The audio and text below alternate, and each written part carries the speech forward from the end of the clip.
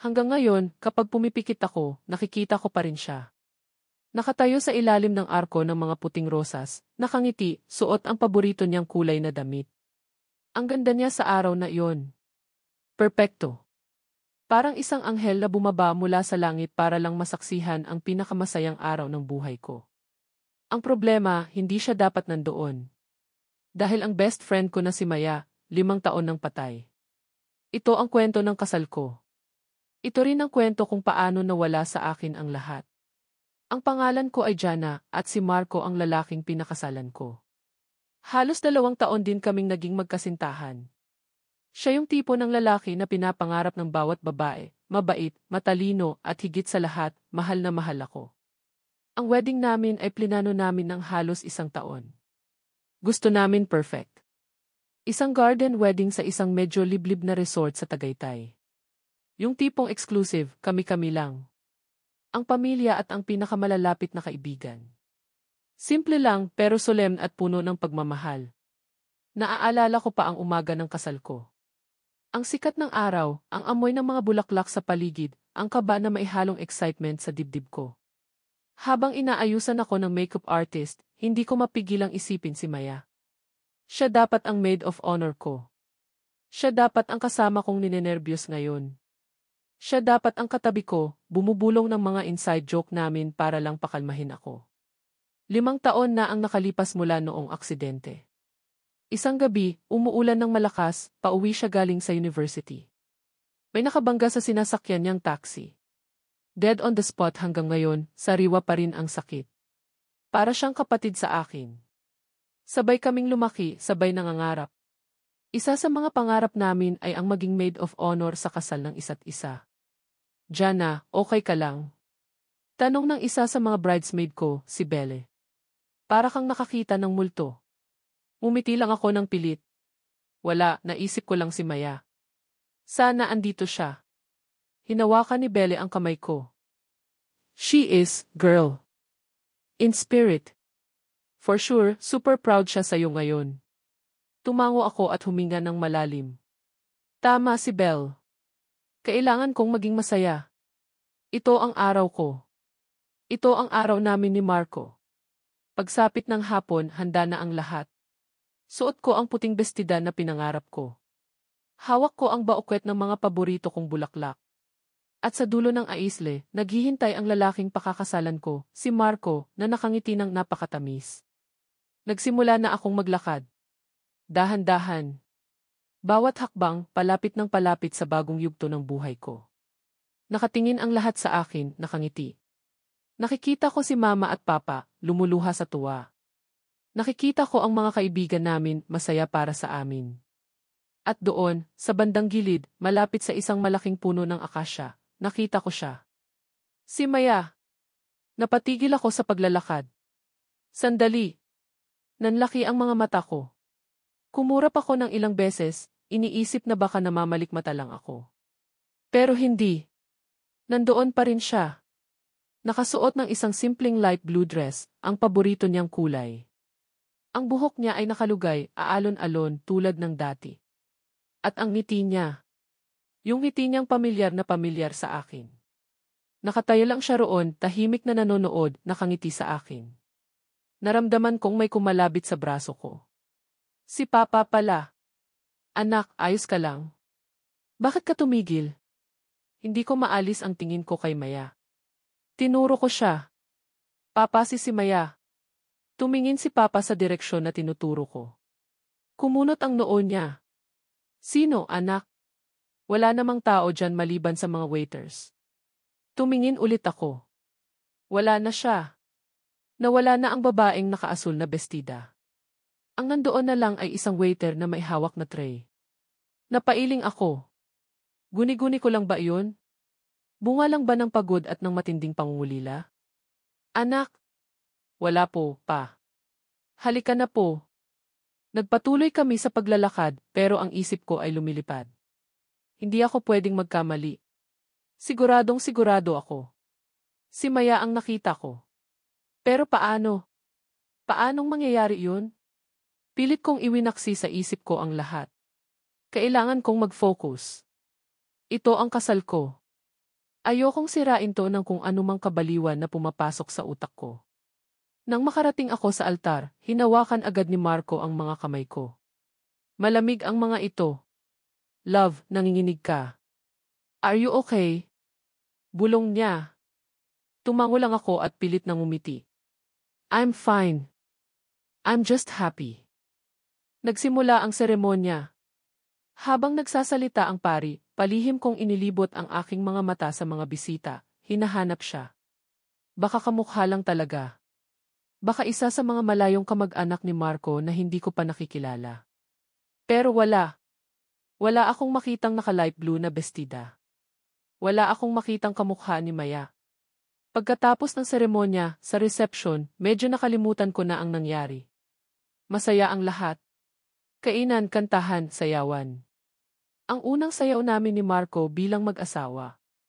Habang yakap niya ako sa gitna ng dance floor, pakiramdam ko ay ligtas ako.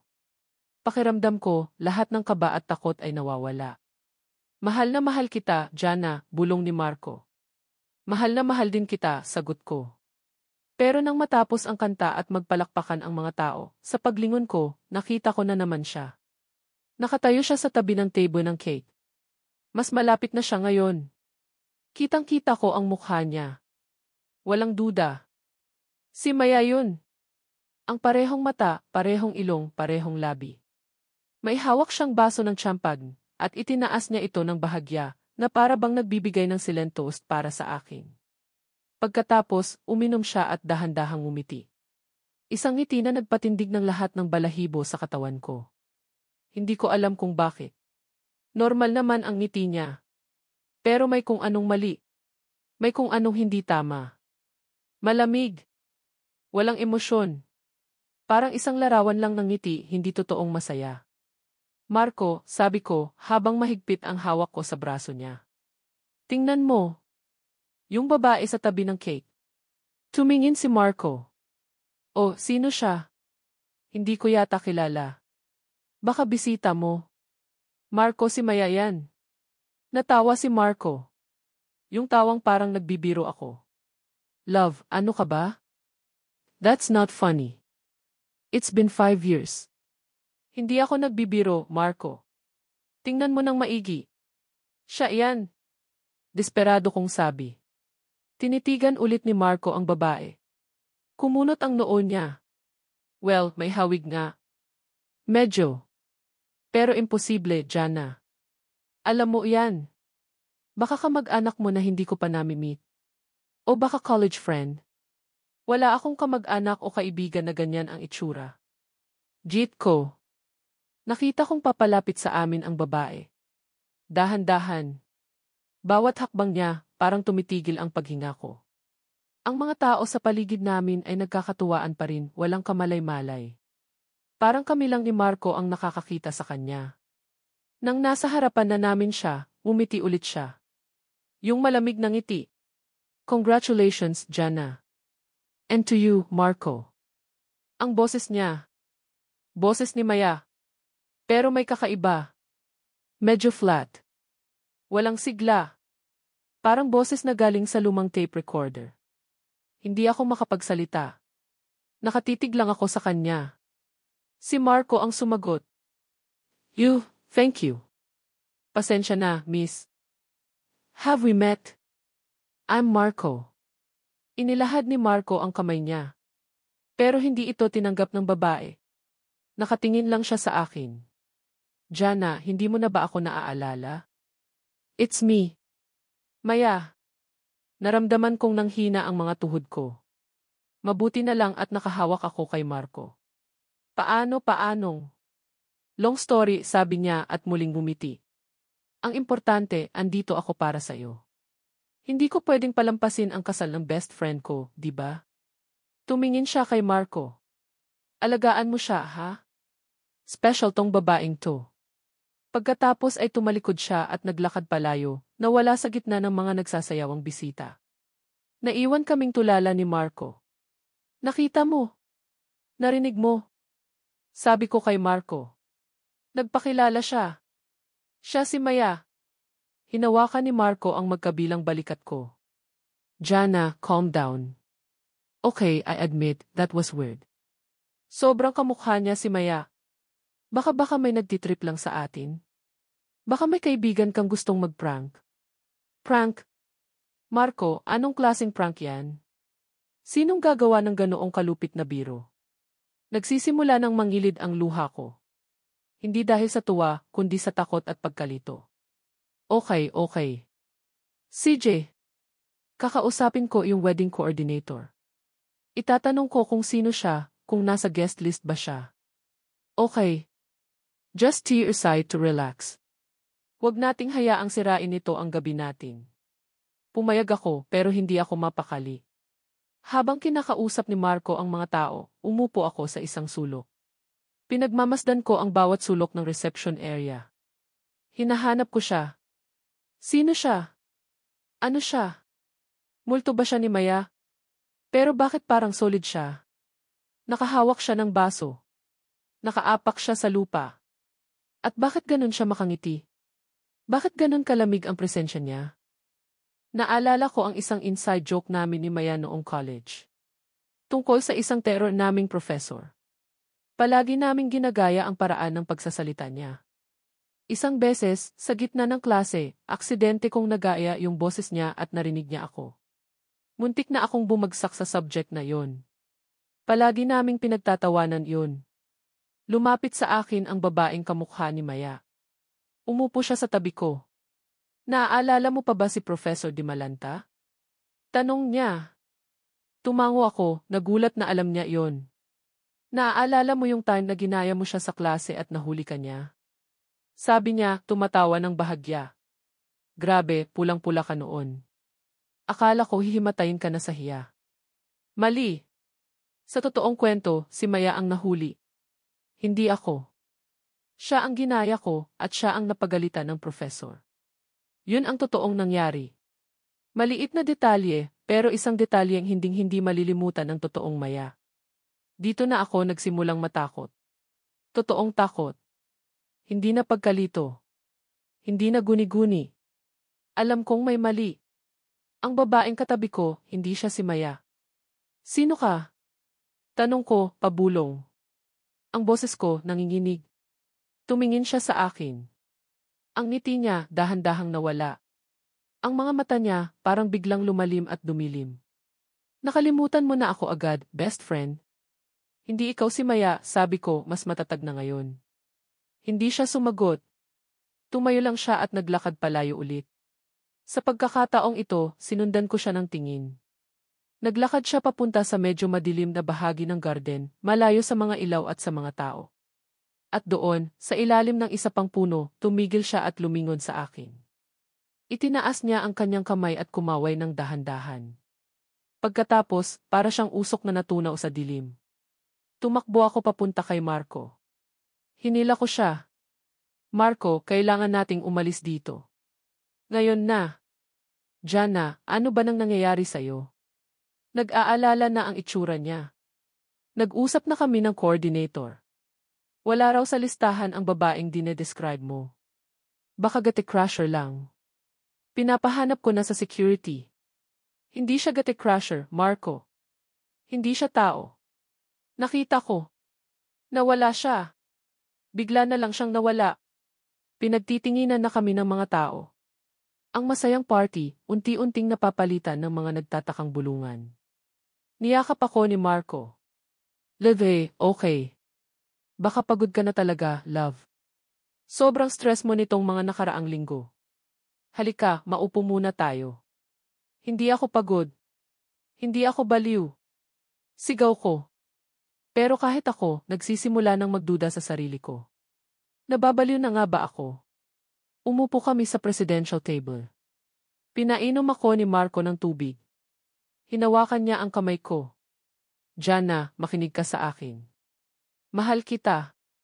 Naniniwala ako sa'yo. Pero kailangan mong kumalma. Okay. Let's just finish the program. Konti na lang. Tapos akyat na tayo sa kwarto natin para makapagpahinga. Pumayag ako, pero sa loob-loob ko, gusto ko nang tumakbo. Gusto ko nang umalis sa lugar na to, may panganib dito. Nararamdaman ko. Isang panganib na nagpapanggap na pinakamatalik kong kaibigan. Isa sa mga groomsmen, si Kevin, yung pinaka-joker sa barkada, ang lumapit sa amin. Medyo lasing na siya. Bro, grabe yung chicks na kausap ni Jana kanina, ah. Sino yun? Ang ganda, pero parang ang suplada. Tinri kong kausapin pero tinitigan lang ako. Hayaan mo na yon, Kev, sabi ni Marco. Hindi, pre. Challenge 2. Ngumisi si Kevin. Nakita ko siyang pumunta doon sa may bandang garden. Susundan ko. Baka kailangan lang ng konting charm ng isang Kevin Angeles. Kevin, huwag. Sigaw ko. Pero huli na. Naglakad na siya palayo, medyo pasuray-suray, papunta sa direksyon kung saan ko huling nakita ang babaeng iyon. Sinubukan siyang habulin ni Marco, pero pinigilan ko siya. Marco, huwag kang pupunta doon. Please. Jana, lasing si Kevin. Baka kung anong mangyari doon. Mas may masamang mangyayari sa'yo kapag sumunod ka, sabi ko, nanginginig ang boses. 10 minuto ang lumipas. Tapos 15 minuto. Hindi na bumalik si Kevin. Ang asawa niya, si Mitch, na isa rin sa mga bridesmaid ko, ay nagsimula ng mag-alala. Nakita niyo ba si Kevin? Tanong niya sa amin. Sabi niya magsikar lang siya, pero ang tagal na niya. Dito na nagsimulang magbago ang lahat. Ang kaba ko, naging kaba na ng lahat. Si Marco, na kanina'y kalmado, ay nag-aalala na rin. Binuo niya ang ilan sa mga kaibigan naming lalaki para hanapin si Kevin. Doon daw siya pumunta sa garden, sabi ng isa. Nagkatinginan kami ni Marco. Kitang-kita ko ang takot sa mga mata niya. Alam niyang doon din nagpunta ang babaeng kamukha ni Maya. Sumama ako sa paghahanap. Ayokong maiwan mag-isa. Dala-dala ang mga cellphone namin bilang flashlight, pumasok kami sa madilim na bahagi ng garden. Malamig ang hangin. Ang masayang tugtugin mula sa reception ay humihina na. Ang naririnig na lang namin ay ang mga kuliglig at ang kaluskos ng mga dahon sa bawat hakbang namin. Kevin! Pre! Sigaw ni Marco. Walang sumasagot. Naghiwa-hiwalay kami ng kaunti para mas malawak ang aming mahahanap. Napadpad ako sa tapat ng malaking puno ng akasya, kung saan ko unang nakita si Maya. May kakaibang amoy sa lugar na iyon. Amoy ng nabubulok na bulaklak. Nakakasuka. Itinutok ko ang ilaw ng cellphone ko sa paanan ng puno. At doon, nakita ko ang isang bagay na kumikinang. Isang sapatos. Ang sapatos ni Kevin. Pero sapatos lang niya. Wala siya. Marco. Sigaw ko. Mabilis silang nagsilapitan. Nang makita nila ang sapatos, lalong lumakas ang kaba ng lahat. Paanong maiiwan ni Kevin ang sapatos niya? Biglang nagsimulang umihip ang malakas na hangin. Ang mga sanga ng puno ay nagsimulang mag-uguan ng malakas. At kasabay noon, biglang namatay lahat ng ilaw sa buong resort. Pati ang tugtog mula sa reception tumigil. Isang nakabibinging katahimikan ang pumalibot sa amin. Pagkatapos, isang sigaw. Isang nakapangingilabot na sigaw ng isang babae. Si Mitch! Nagtakbuhan kami pabalik sa reception hall. Nagkakagulo ang mga tao. Ang mga kandila na lang sa mga lamesa ang nagsisilbing ilaw. Sa gitna ng dance floor, nakaluhod si Mitch, umiiyak at nanginginig. Anong nangyari? Tanong ni Marco. Yung babae. Hikbi ni Mitch. Yung babaeng nakaasul. Nakita ko siya sa labas ng bintana. Nakangiti siya. Tapos bigla na lang niyang idinikit yung mukha niya sa salamin. Ang mukha niya hindi yun mukha ng tao. Habang nagsasalita si Mitch, biglang nagsara ng malakas ang lahat ng pinto ng reception hall. Bumagsak. Sabay-sabay. Na para bang may isang malakas na puwersang humampas sa mga ito mula sa labas. Nagsigawan ang mga tao sa takot. Nagsimulang mag-iyakan ang mga bata. Ang dapat sana'y pinakamasayang gabi ng buhay ko ay naging isang bangungot. Nakatayo ako sa gitna ng kaguluhan, yakap-yakap ni Marco. At alam ko, sa kaibuturan ng puso ko, na ito ay simula pa lang. Ang nilalang na iyon, ano man siya, ay hindi pa tapos sa amin. Isinara niya kami sa loob. At ngayon, maglalaro kami sa dilim. Nagkaroon ng total panic. Ang mga bisita, mga kaibigan, pamilya lahat ay naghahanap ng paraan para makalabas. Sinubukan nilang buksan ang mga pinto, pero parang bakal na nakasudlong ang mga ito. Hindi maigalaw. Ang mga bintanang salamin na kanina lang ay ordinaryo, ngayon ay parang hindi mabasag kahit anong palo ang gawin nila. We were trapped. Nakalock kami sa loob ng reception hall, kasama ang takot at ang papalapit na dilim. Ang tanging liwanag na mayroon kami ay mula sa mga kandila sa bawat mesa at ang mga flashlight ng aming mga cellphone na alam naming hindi magtatagal ang baterya. Marco, anong gagawin natin? Tanong ko, ang boses ko ay halos pabulong na lang dahil sa takot. Huwag kang bibitaw sa akin, Jana. Okay. Hindi kita iiwan, sabi niya habang mahigpit ang yakap sa akin. Nagsama-sama kaming magkakaibigan sa isang sulok, sinusubukang pakalmahin ang isa't isa. Si Mitch ay patuloy pa rin sa pag-iyak habang inaalo ng ibang mga kaibigan naming babae. Ang mga matatanda, kasama ang mga magulang namin ay nagdarasal na. Bigla, may narinig kaming isang tunog. Isang pamilyar na tunog. Ang kantang sinayaw namin ni Marco kanina. Ang aming wedding song. Nanggagaling ito sa sound system na dapat ay patay na dahil sa brownout. Mahina sa simula pero unti-unting lumalakas. Ang romantikong kanta ay parang naging isang nakakatakot na lulabi sa gitna ng katahimikan at dilim. At pagkatapos, isang boses ang narinig naming nagsalita mula sa mga speaker. Isang boses na malamig at walang emosyon. Ang boses ni Maya. The bride and groom would like to request their friends for a dance, sabi ng boses. Pagkatapos ay isang mahinang tawa. Isang tawa na nagpatayo ng lahat ng balahibo sa aming mga katawan. Patayin niyo yan! Sigaw ng tito ko. Tumakbo ang isa sa mga pinsan ni Marco papunta sa sound booth para patayin ito, pero bago pa man siya makarating doon, biglang huminto ang musika. Katahimikan ulit. Mas nakakatakot na katahimikan. Lahat kami ay nakatigil. Nagmamasid. Naghihintay. Ano ang susunod? At doon, sa may entablado kung saan nakapwesto ang banda kanina, may nakita kaming isang anino. Dahan-dahan itong humuhugis. Isang anino ng isang babae. At habang tinititigan namin ito, dahan-dahan itong nagkakaroon ng kulay ng anyo. Ang babaeng naka-light blue na bestida. Si Maya. Nakatayo siya sa entablado, sa ilalim ng spotlight na nagmula sa kung saan dahil wala namang kuryente. Nakangiti na naman siya. Yung ngiting walang buhay. Anong-anong klaseng nilalang yan? Narinig kong bulong ng papa ko. Walang sinuman sa amin ang makasagot. Biglang itinaas ng babae ang kanyang kamay. At sa kamay niya, may hawak siyang isang bagay. Isang cellphone. Ang cellphone ni Kevin. Itinapat niya ang screen nito sa amin. May video na nagpi-play. Kitang-kita namin si Kevin sa video, nasa garden. Mukha siyang takot na takot. May kausap siya, pero hindi namin nakikita kung sino. Please maawa ka, sino ka ba talaga? Nanginginig na sabi ni Kevin sa video. Pagkatapos ay may isang kamay na humawak sa mukha niya. Isang kamay na maputla at may mahahabang kuko. At dahan-dahan, ang mukha ni Kevin sa video ay nagsimulang mag-iba. Parang hinihigop ang buhay mula rito. Ang kanyang mga mata ay nanlalaki sa takot, ang kanyang bibig ay bumubuka para sumigaw pero walang boses na lumalabas.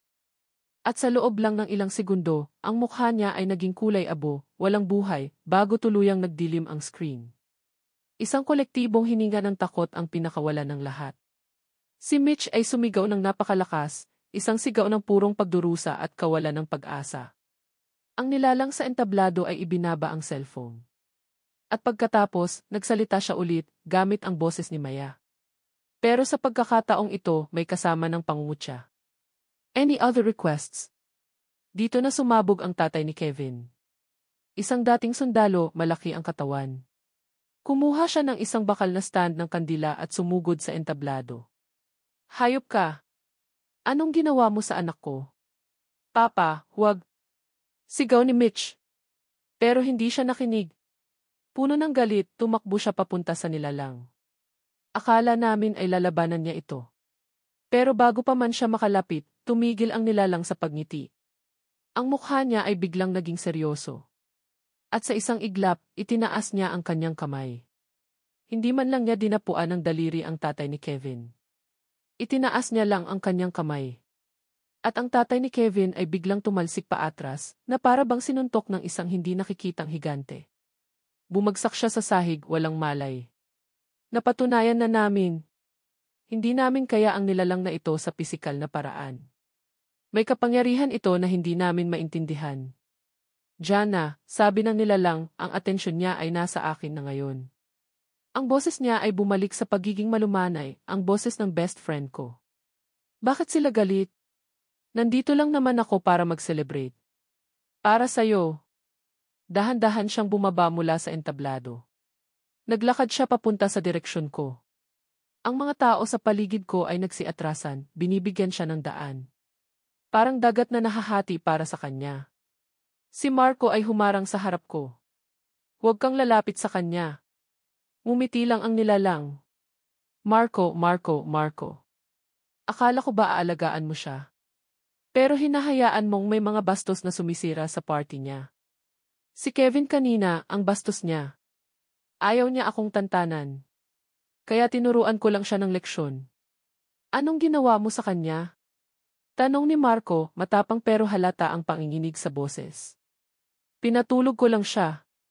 Isang napakahabang tulog, sagot na nilalang, at pagkatapos ay tumingin ito sa akin, sa likod ni Marco.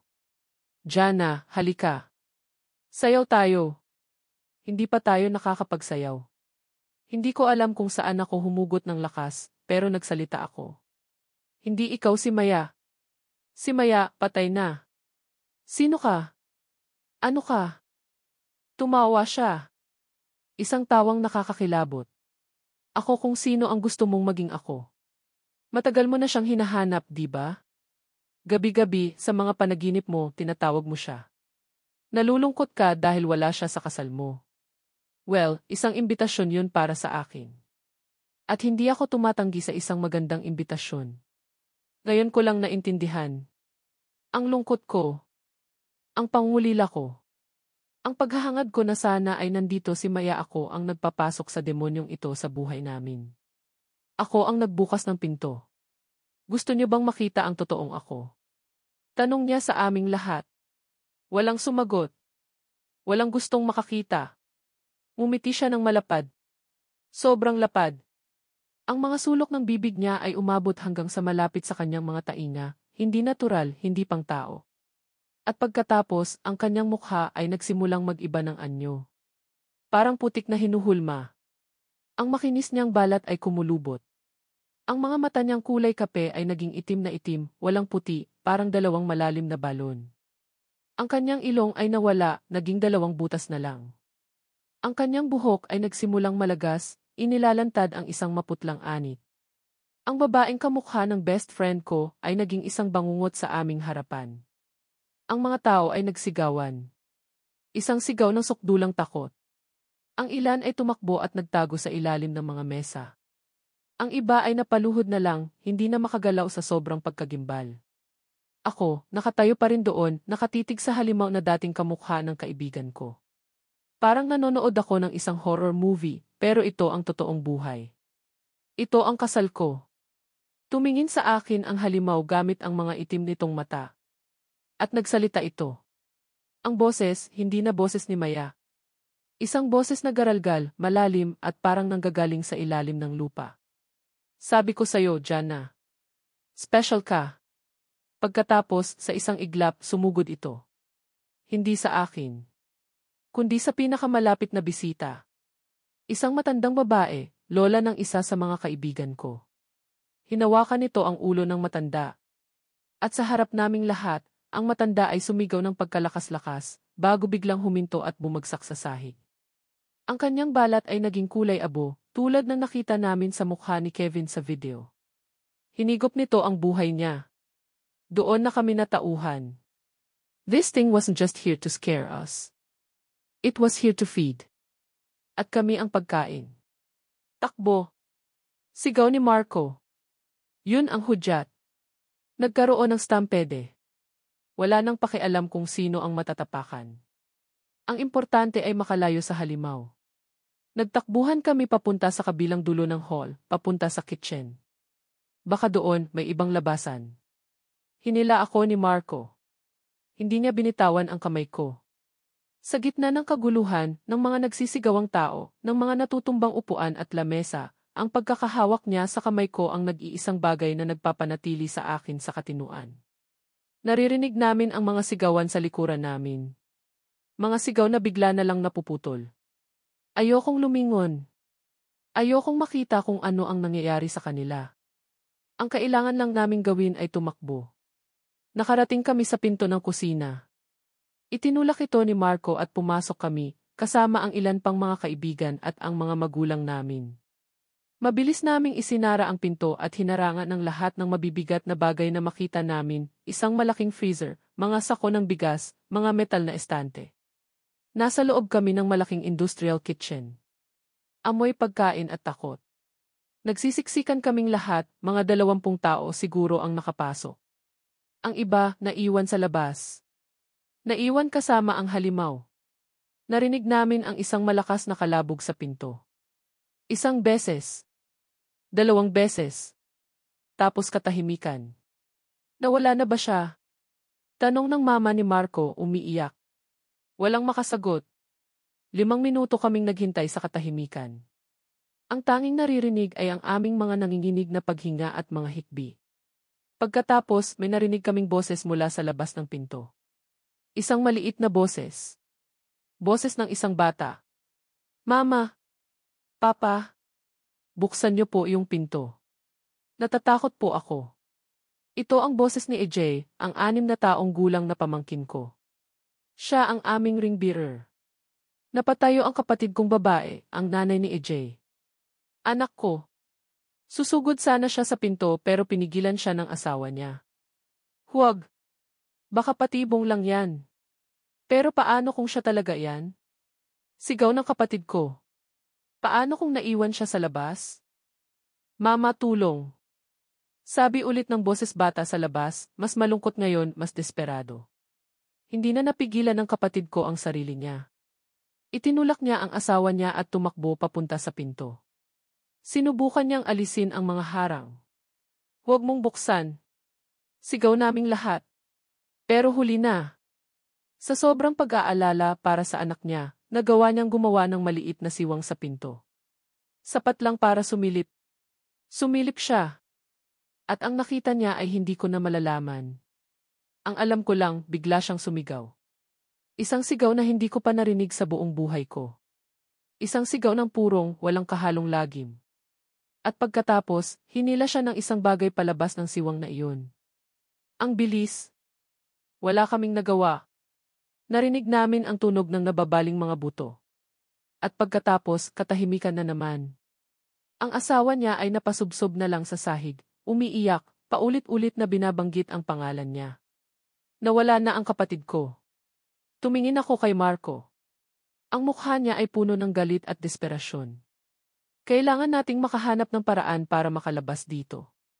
May backdoor dapat ang kusinang to, hanapin natin. Nagsimula kaming maghanap sa dilim gamit ang aming mga cellphone. At sa dulo ng kusina, sa likod ng malalaking oven, nakita namin ito. Isang pinto na gawa sa bakal. Isang service exit. Sinubukan naming buksan. Nakalock. Sira. Hanapan niyo ng pambasag. Sigaw ni Marco. Nakahanap kami ng mga malalaking kawali at mga kutsilyo ng chef. Sinimulan naming paluin ang lock. Ang ingay na ginagawa namin ay nakakabingi pero wala kaming pakialam. Ito na lang ang pag-asa namin. Habang abala kami sa pagsira ng pinto, may narinig kaming kaluskos. Hindi sa pinto kung saan kami pumasok, kundi sa itaas. Sa kisam, itinutok namin ang aming mga ilaw pa itaas. May mga ventilation ducts doon. Malalaki. At mula sa isa sa mga vent, may nakita kaming gumagalaw. Isang bagay na maitim at mahaba. Parang buhok. Dahan-dahan itong lumalabas sa vent, pababa. At kasunod nito, isang mukha. Ang mukha ng halimaw. Pero mas maliit ito ngayon, ang katawan niya ay parang goma na kayang magkasya sa masisikip na lugar. Gumapang ito sa kisam na parang gagamba. Ang mga mata nitong itim na itim ay nakatitig sa aming lahat. At ngumiti ito. Yung ngiting abot tenga. Wala nang sigawan. Lahat kami ay paralisado sa takot. Napanood lang namin habang ang halimaw ay dahan-dahang gumagapang sa kisam, papalapit sa amin. Ang tanging tunog na maririnig ay ang malakas na pagpalo pa rin ng papa ko sa lock ng pinto sa likod namin. Hindi siya tumitigil. Siya na lang ang gumagalaw. Siya na lang ang may pag-asa. Dahan-dahang ibinuka ng halimaw ang bibig nito. At mula sa bibig nito, lumabas ang isang boses. Hindi boses ni Maya. Hindi boses ng bata. Boses ng kapatid ko. Ang sakit. Sabi ng boses. Doon na ako bumigay. Napaupo na lang ako sa sahig, umiiyak. Hindi ko na kaya. Sobra na. Pero si Marco, hindi. Hinila niya ako patayo. Jana, tumayo ka. Huwag kang susuko. Malapit na. Tumingin siya sa halimaw na nasa kisam. Pagkatapos ay kumuha siya ng isang malaking tangke ng LPG na nakatayo sa isang sulok. Ano nang gagawin mo? Tanong ko. Bibigyan ko kayo ng oras, sabi niya. Tumingin siya sa papa ko. Pa. Pagbukas niyan, itakbo niyo si Jana. Huwag kayong lilingon. Pagkatapos ay tumingin siya sa akin. Ang mga mata niya, puno ng luha, pero puno rin ng determinasyon. Hinalikan niya ako sa noo. Mahal na mahal kita, Jana. Palagi. Bago pa man ako makasagot, tumakbo na siya papunta sa ilalim mismo ng halimaw na nasa kisam. Itinaas niya ang tangke ng LPG. At sinimulan niyang buksan ang valve. Ang malakas na tunog ng sumisingaw na gas ang pumuno sa buong kusina. Ang halimaw sa itaas ay tila nagulat. Tumingin ito kay Marco na parang hindi makapaniwala sa ginagawa niya. Ano ng plano mo, Marco? Tanong ng halimaw, gamit na naman ang boses ni Maya. Ngumisi si Marco. Isang malungkot na ngisi. Kinuha niya ang lighter mula sa kanyang bulsa. A simple invitation for you to go back to hell. Marco, huwag. Sigaw ko. Kasabay ng sigaw ko ay ang malakas na tunog ng nabasag na lock. Bumukas ang pinto sa likuran. Takbo. Sigaw ng papa ko. Hinila nila ako, si papa at si mama. Ayokong umalis. Gusto kong bumalik kay Marco. Pero mas malakas sila sa akin. Kinalagkad nila ako palabas sa service exit. Ang huli kong nakita ay ang mukha ni Marco, nakangiti sa akin habang kiniklik niya ang lighter. Pagkatapos, isang nakabubulag na liwanag. At isang pagsabog na yumanig sa buong lugar. Nakatakbo kami palabas sa likod ng resort.